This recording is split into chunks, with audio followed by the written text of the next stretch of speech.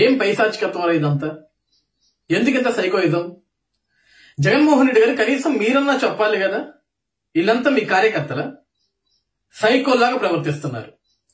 మీరు జోగి రమేష్ గారి కుమారుడి రిసెప్షన్ కి మీరు వెళ్లడంలో తప్పలేదండి.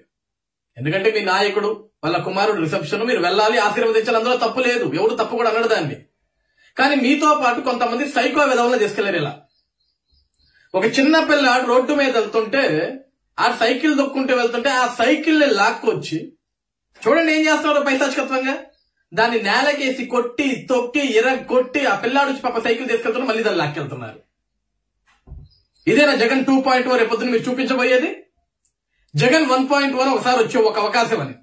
రాష్ట్రం మొత్తం సర్వనాశనం చేసావు, పైశాచికత్వం చూపించావు, రాక్షసత్వం చూపించావు. కనపడ్డోళ్ళల్లా కొట్టుకుంటూ పోయారు, చంపుకుంటూ పోయారు, కేసులు పెట్టుకుంటూ పోయారు.